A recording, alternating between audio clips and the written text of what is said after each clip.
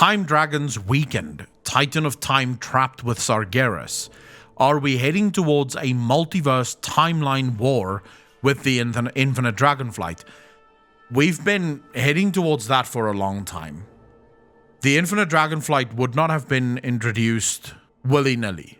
Remember, we have the Twilight Dragonflight, which is technically the old god Dragonflight. But then you have the Infinite Dragonflight, which is very similar, because both of them technically want the exact same thing. The destruction of the Dragonflights and the destruction of the timelines. Although the Infinite Dragonflight's far more interested in the timelines than what they are. Well, they're interested in killing the Dragonflight, but they'll do that by destroying the timelines. At least for the Bronze Dragons. So there is a big difference between the Twilight Dragons and the Infinite Dragons. The Twilight Dragons want to bring about the old gods. The Infinite Dragons break the timelines to try and stop the old gods. Yeah. They're both influenced by old gods, but very different opposite ends of the spectrum. Yeah. But at the end of the day, it still boils down to the same thing. Their interference actually gives power to the things that they try to stop. It actually makes those things stronger. Now, again, multiverse timeline wars. How would you go about doing that in World of Warcraft without... So here's my problem with such a war. While very cool, love the idea, we're dealing with Blizzard, who couldn't even do the Afterlives expansion correctly. Now we want them to do a multiverse expansion correctly. That could just be horrible. Like, that could only be fucking horrible. I don't trust Blizzard with that level of storytelling, because what you're getting into then, and it's not just Blizzard, by the way, I want to make very clear, this is not me actually shitting on Blizzard.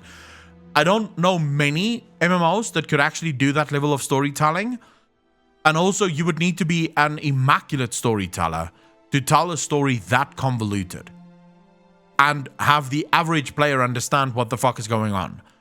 Something that I see quite often from average players, so not anyone in this stream, but people who know nothing about the lore, who couldn't give two fucks about the lore, is they don't understand anything that's going on in the Shadowlands. None of this makes sense to them. They don't get why they're there. They don't understand the story. They don't understand the literal years of building up to this moment. Now, imagine trying to take that player to a timeline, multiverse level, and trying to explain to him, oh, by the way, this is WoW. The average player would absolutely shit their pants at that point. It would become too convoluted. And at that point, you risk alienating the average player. The guy, literally the lore pleb that doesn't understand shit, doesn't want to understand shit, that just wants to play the game and just have fun.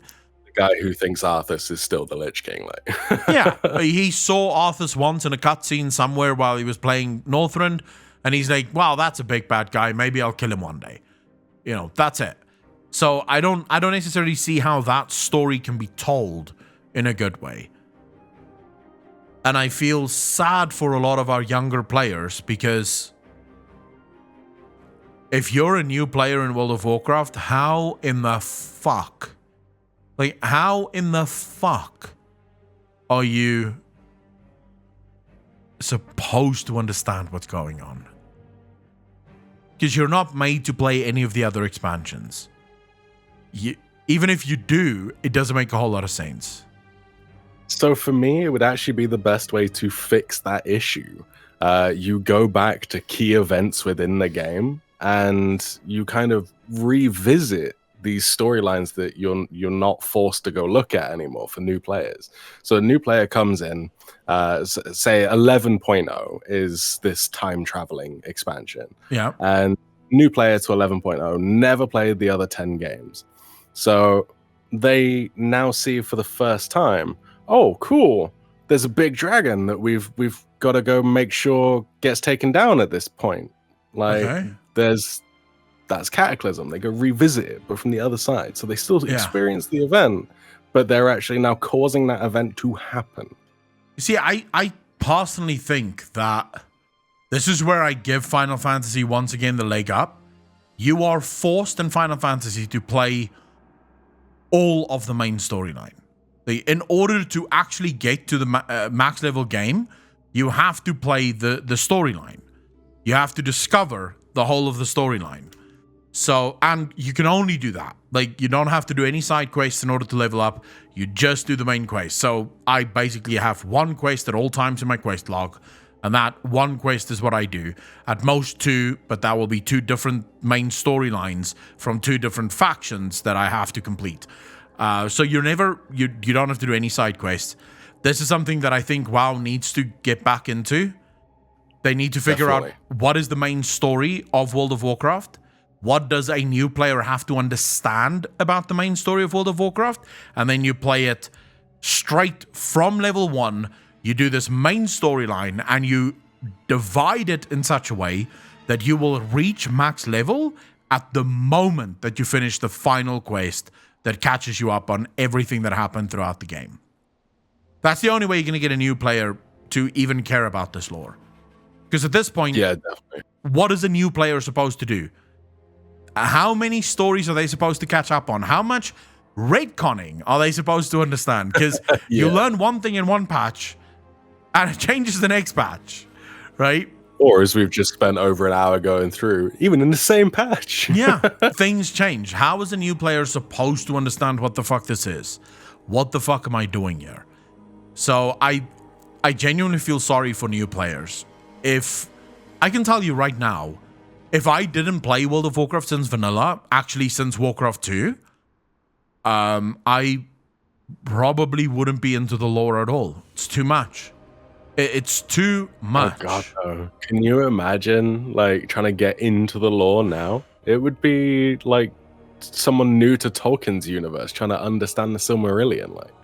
And it's a nightmare because it's not like Tolkien's universe where you can just read the books and you'll be halfway there. The books is only one part of the fucking story. You have to read all of the books for WoW. You have to play the game. It would be helpful if you played Warcraft 2 and Warcraft 3 to actually understand most of the game. And then you get into the game, and then you have to play every single zone, because there are zones where the story actually does tie into some of the max level stuff.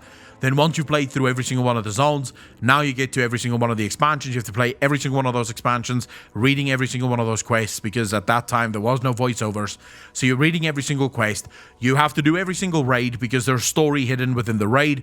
So if you can't get a group together to do the raid, you have to wait till you max level and then go do the raid so that you can understand what you did months and months ago, right, at this point, but now you finally understand why you did that thing in the next expansion. Yeah, pretty much.